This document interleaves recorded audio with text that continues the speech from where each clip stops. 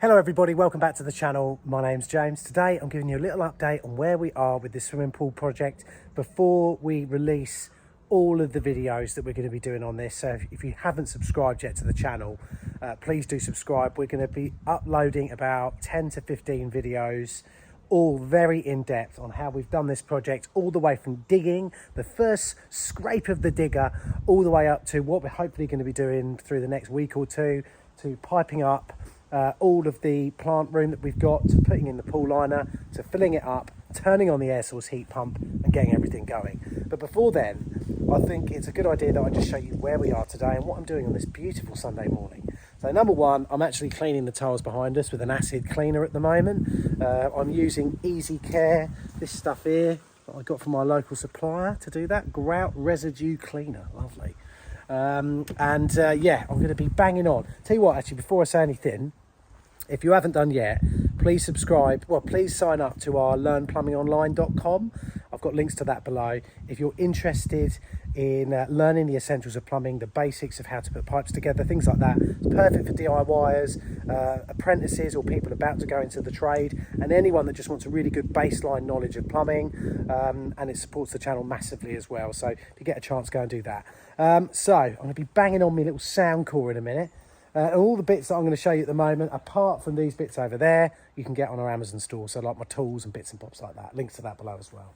So look, this is where we are at the moment. We've got the swimming pool.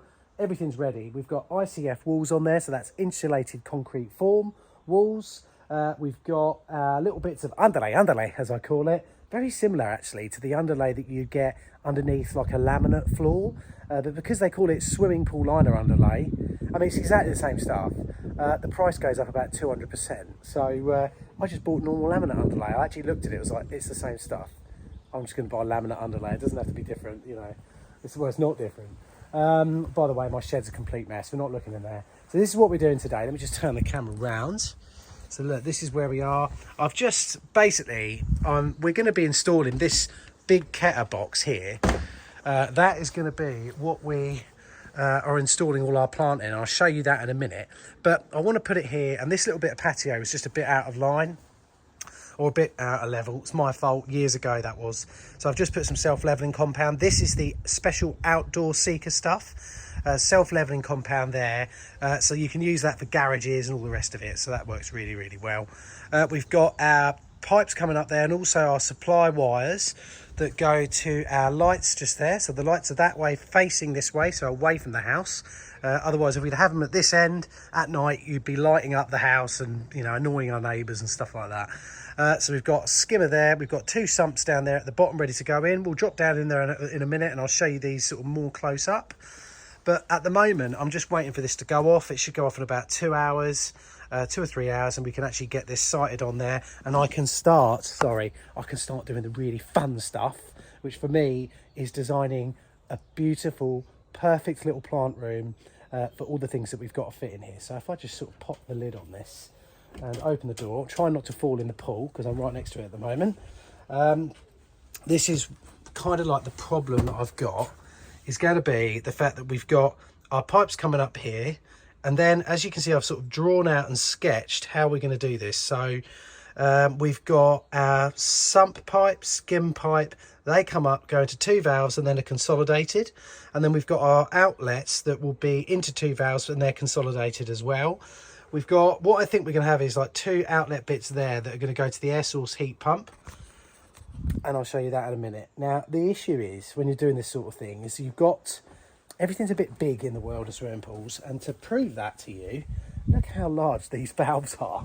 I mean, they're fat as anything, aren't they? But they're very good. They all come apart nicely, got great unions on them and things like that, and they're very, very handy. But the size of the pump we've got as well, look at this beast of a pump that I've just got set out here. I know it's a little bit wet. We just literally had a shower over the last sort of 5-10 minutes.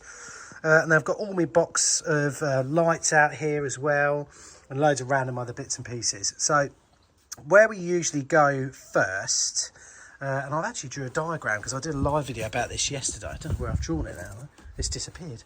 My little diagram has.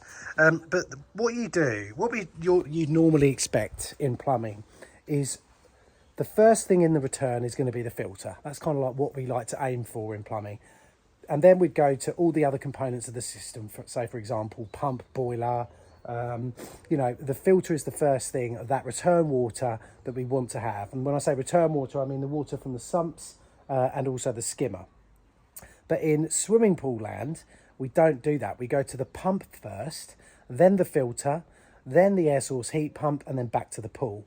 The reason we go to the pump first and then the filter is the filter media, what we have in there is like either sand or you have like a special sort of glass kind of sand.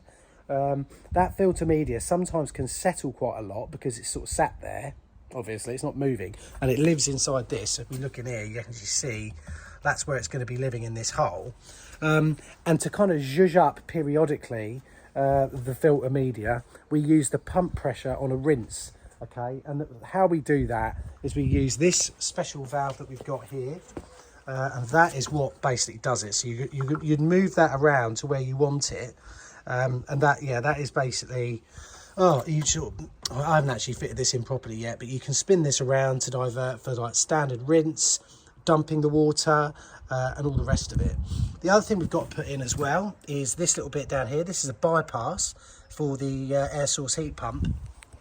And the reason we have a bypass is exactly the same reason we have a bypass on a water softener. Is if there's a problem with the air source heat pump and it needs to be fixed, we can just bypass it, but then still pump and filter the water whilst the air source heat pump is being fixed or serviced or whatever. I'm just going to go down the garden now. By the way, I've done all that patio myself with the aid of my mate Rich the Roof, who appeared in our DIY Friday Christmas edition. So if you haven't watched that, check it out. We'll be doing more DIY Fridays in the autumn. And also Emily's brother helped out a little bit, which is great. I mean, and a couple of doors down, a young lad called Jake, 15, teaching him the ways of work. Then, oh, look, you get paid a bit of money as well. But look, here we go. So here's the air source heat pump. And if we look down here, I know I'm filming in cinematic mode at the moment, but we've got our flow and return at the back there. And they're really basic sort of stuff, really, just standard air source heat pump. It's just a great big box, guys. Yeah, great big box that heats the water up.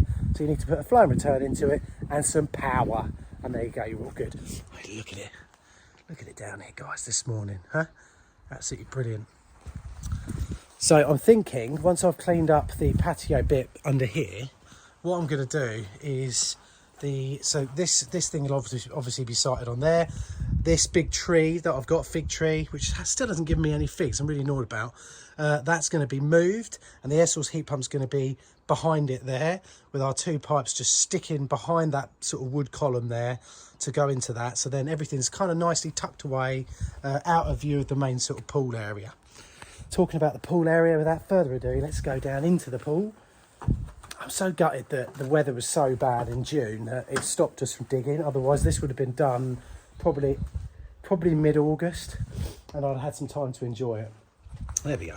So look, here we go. We've got these are our inlets. They're exactly the sort of thing you often see in a swimming pool, completely directional. The two top ones are on one valve and the two bottom ones are on one valve, so we can control the flow of both. And also if we've got any problems, we can valve them off and try and fix whatever that problem is. So the water comes down here, flows down this way. We go all the way down here. And then we've got a sump there and a sump here. I've filmed all of the install of this. So these actually tee across like that under the ground, go up here, all the way up there, and all the way along back to where our plant bit is.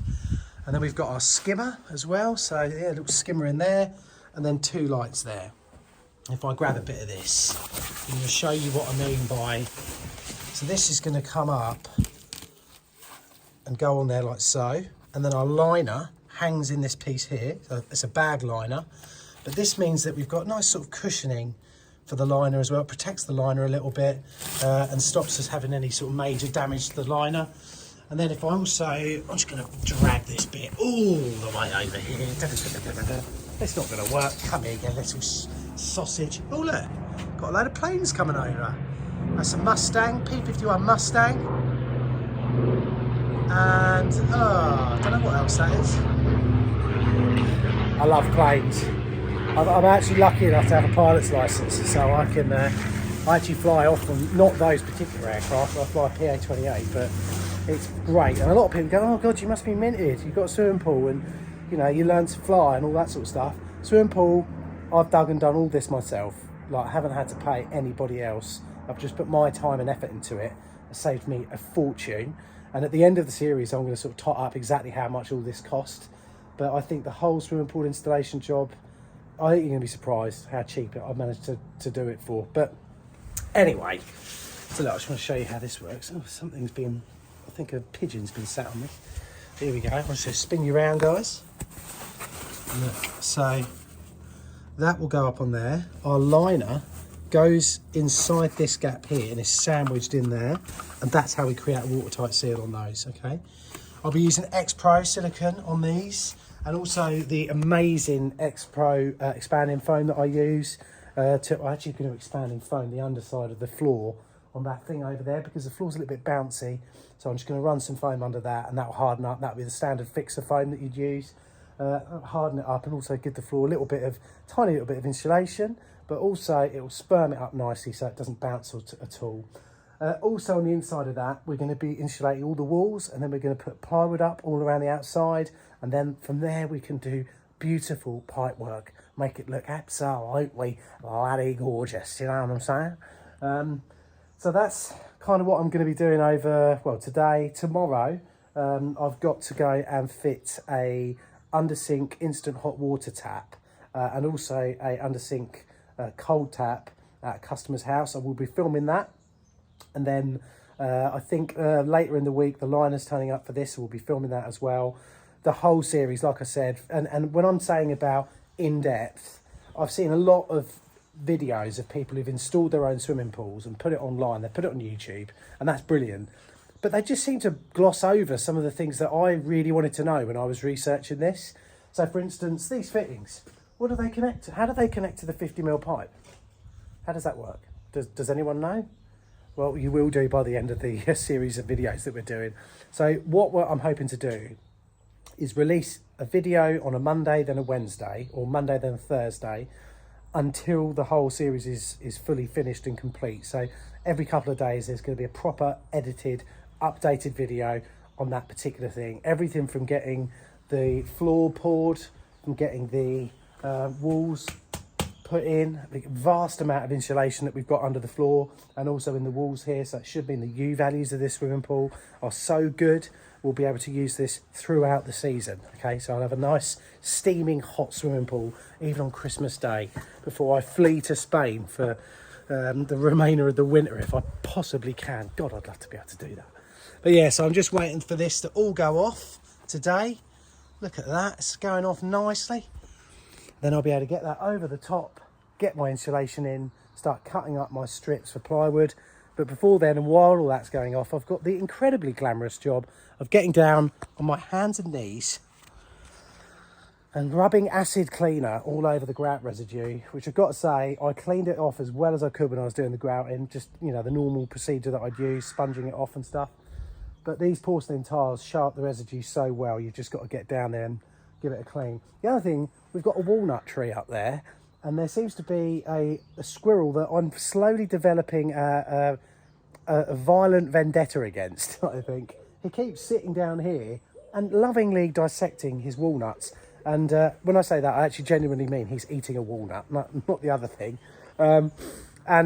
Walnuts leave brown stains on your, well, if you get it on your hands, it's hard to get off. And especially on a beautiful brand new porcelain bloody patio that I've installed. Oh, it's really annoying. And just on the patio as well, got a slot drain all the way down there that ties into the soakaway off the shed. We've got a huge soakaway under here that I've fitted. That was a repurposed soakaway that used to be underneath where the pool is, but we've now moved it over there. So yeah, guys, that's what I'm going to be doing today. I hope you enjoy the series of videos that we're going to be doing on this, and I'll see you very, very soon. Have a lovely Sunday, and remember to hold tight, and also check out learnplumbingonline.com. It's honestly, we've got 5-star reviews on it all the time, so check it out. See you soon.